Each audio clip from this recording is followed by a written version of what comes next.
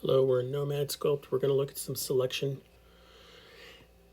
select mask, hide, split, or some of these different functions, and some of the little interface related stuff, and we're going to use an example file. I'm going to open up this example file, which some may have seen previously, called hieroglyphs. You can download this on the JDW site. This is just a collection of 3D objects. First thing I want to point out is that for some people, for some of you, it's possible to, in your display settings, that you have outline turned on. And if you do have it on, it's going to show up in red outline. And it highlights every single feature or every single mesh. And it's an isolated mesh. So I want to show one other thing related to this is that when you're looking at this piece, it's a collection of all these individual meshes. And right now, if I was to come up here and tap up in this area and just come up and hit separate, it literally exploded all of these pieces out now as separate meshes. And so while we have the outline turned on, the outline will only highlight whatever is the current tool. Okay. But anyways, I'm just going to back up, and you can see now that just this one tool is highlighted, or the one mesh is highlighted, okay? So I just wanted to explain those two things, okay, what they are, why they're there, that kind of thing. And I'm just going to go back in and hit, in the lower left corner, there's this rewind. So I'm just going to tap that, and it rewinds back to where it's still in a group, which, just so you understand that it's easier to hide the whole thing rather than individual pieces. And I'm just going to turn off this outline for now. I just wanted you to be aware of what it was. Okay. Next, we're going to come in and then we're going to select a character. And I want to make sure that when I go in to do my selection, that our symmetry is not enabled. And we can see it again on the left over here where I just tap my finger.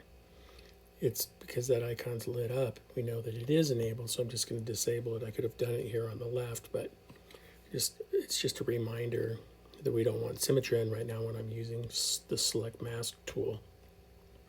Now, another phenomenon that was occurring is that when we were using the lasso, for a few of us, what was happening is I'm zoomed in on this character down here. I'm going to use this little duck on a boat. Is that some of us had this auto validate turned off, and so when we went to draw a mask, there's a little green dot that shows up around it, and you have to tap that little green dot for it to take effect, and that's really annoying. So if you actually just hit reset and just clear the mask and have auto validate always on, then when you go to draw the mask, you don't have to hit that green dot. So it just explains why we're seeing that phenomenon, what it's about. All right, so next I'm going to just go ahead and hit invert. And then I'm going to use the hide tool now. While there's a function up here, and I'm just showing you on the toolbar up here inside of the tool menu, it's a hide tool. It's also down here on the actual left toolbar. So I could just tap it over here. So if this menu was closed at this point, I could just tap it here, and when I do anything, I'm going to come up to this area up here, and which is the center little pop-up tool display or settings display. By tapping mask, now all the items that are masked are now hidden. Now I have a choice. I could split those off into a separate mesh and then pull more pieces out. And I'm just going to go in, or I could hit delete. If I hit delete, then the only piece that's going to be here is just this duck and this boat. For now, I'll just go ahead and hit split. And when I do that, in the menu, it literally has turned around and taken those pieces and it split them off into, or split out the one piece from the other. Okay, so you may have to toggle back and forth to get the one that you want. So here's our little ducky. Now I'm going to do a quick come over our Gizmo, pick it off of the left side, and the pivot on it's not on center, so we don't see where the gizmo's at. But by coming up and just using the pivot, I'm going to tap center, and it automatically snaps to the center of our little ducky. Now, at this point, I can turn pivot off, and whoops, I hit move instead. And at this point, I can hit this little circle dot, and kind of pull the duck into a correct proportion about what I want. And that looks really good. I'm real happy with that. And if I want to, I could move it to the world origin. Coming back, what we looked in our other video here is that if I was to actually zoom out and we were to look at local, this is our local coordinates. And if we were to switch to world, here's our world origin up here. And I could move the duck up to world by coming to the gizmo settings and say move, or if I tap this up here and say move origin, the duck will now move to the center of the world origin. And that might be easier if I'm going to do some other work with it and stuff. So, but that's the basic functions as it exists right now. So what I wanted to show. And I'm going to name this, I'm going to go ahead and rename this. I'll call it duck. And, oops, didn't mean to do that. This would be a way to then label each individual piece. And I may want to come in now, turn on the hieroglyphics again, whoops, and pick a new piece. And so one of the easiest ways to do this, let me close that menu, pick the world here, and see is there some other character that I like. And I might build a Mahjong tile set, and this might be a good way of doing it. Look, here's an Eye of Horus. It's going the wrong direction from what I'm used to seeing, but it's the Eye of Horus right here. And so I'm going to go ahead and select that one, and I'll just go up and use the select tool.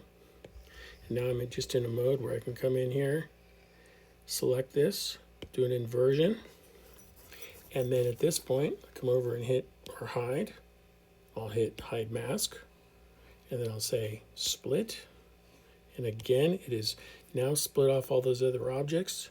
And so I'm expecting that these other objects are going to be hidden away now. And this is going to be I'll rename this one to be Eye of Horus. And so now we've got two objects, a duck and an Eye of Horus. And in this case, actually, while the Eye of Horus is selected, I'm just going to go back to the gizmo just to refocus on that, select the pivot, and have it snap to the center of the Eye of Horus. Right now, the gizmo is sitting somewhere. It's where it was at the duck location. So I'm going to say come to the center of this mesh. Of this object. It finds the center of mass, which is really handy for balance and stuff, for hanging a bale and that kind of thing, to know that it's going to the center of mass. So you want to be aware. Okay, and then at this point, I could come in and so it's clear, I could just say move the origin, move the origin to the world. Just backtrack one time, and looking at our other tool that we used before, here's the symmetry. Just showing this one is sitting in the local center of this piece, and then over here, the world one, the world is we can move the Eye of Horus over there by coming up and tapping the settings for gizmo and say move origin. Now it's moved it to the world origin. If we come back to the duck, then we could do the same thing with it. It's sitting way over here because that's where it was in the collection. And I could just say now move its origin to here, and they're both in the general center. And you wouldn't want them on top of each other. I mean, these are two separate objects for two different pieces, but it's just showing the ability to turn around and manipulate them. And even in this case, well, here's this duck, and I've moved him way off center. If I was to come back up to symmetry right now and have just X turned on and hit mirroring, boom, I've got a mirrored duck. And that's the basics of how these tools are working, selections and that kind of stuff. And so just be thinking about these are all tools for you that you can be using. And that's pretty much it. So again, this was just showing a way how we could be taking a more complicated set of objects and then stripping some pieces out. And that's pretty beneficial. All right. And that's going to be the end of our video right now.